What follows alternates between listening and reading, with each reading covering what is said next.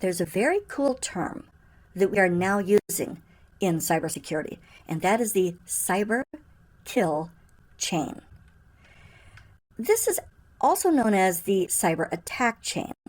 It is a model, a security model, that outlines all the phases of a cyber attack. It was developed by Lockheed Martin, but they actually borrowed it from the military. It covers all stages of a network breach, from the early planning and spying to attaining our final goal. If you understand the attack stages, you can then plan your tactics to prevent and detect these malicious intruders.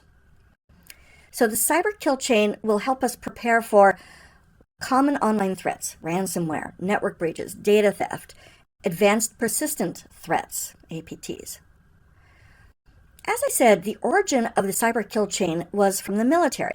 They had this original concept. It defines the structure of a military operation. So we'll identify the target. We will dispatch our force. We'll have an order to attack. We'll destroy the target. In the Cyber Kill Chain, we have these stages. We'll do recon, reconnaissance.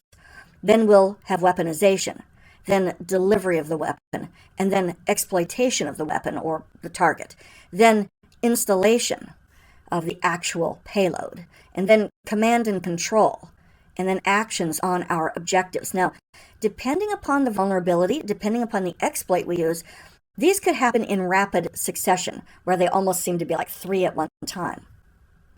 Let's start with passive reconnaissance. Passive reconnaissance means we are gathering intelligence. We're doing open source intelligence activity. We're going on the internet, and we're not letting the target know what we're doing. We're gathering information. We're not going to interact with the target. We're not going to do anything so the target is aware. We don't alert them. We might be surveilling them from a distance. We could get employee email addresses, social media accounts. We'll focus on establishing who has access to the target. We'll try to map the infrastructure. What tools do they use? Software, devices, their overall security posture. Active reconnaissance, this is where you're going to interact with them to some degree. We'll be scanning them, port scan, vulnerability scan. We interact with the targets to get more information. What ports are open? What operating system or service versions do they have? What policies are they running? What firewall rules do they have? Are there ways to bypass their firewall? Of course, active reconnaissance should set off the target's alarms, assuming that they have alarms. Then there's weaponization. With weaponization, we're trying to identify, okay, how will we deliver our payload? What will we create or use that will allow us to deliver the attack? We're going to identify or develop a malicious deliverable so that we can attack. It could be an exploit with a backdoor. Some common approaches to weaponization would be, let's use a botnet. You can rent botnets by the hour. Let's create an infected file, like an infected PDF or Office document or a video or an app. Let's Trojanize them. Let's prepare a phishing email. Let's prepare a server and a landing page for a phishing campaign. We'll talk more about that later. Let's stand up or compromise another machine to house the malware. Let's prepare a Metasploit staging computer for a shrink wrap attack. More on all of these soon. Let's create a virus or a worm. Let's create our own zero-day attack. Let's set up a Raspberry Pi and then we'll go and physically plant it in their lobby or something. Let's prepare some malicious USB sticks. We're preparing the weapons. We haven't deployed them, but we're getting them ready. That's weaponization. Delivery. Okay, how are we going to send the weapon to the victim? We could send a phishing email. We prepared the email, now send it.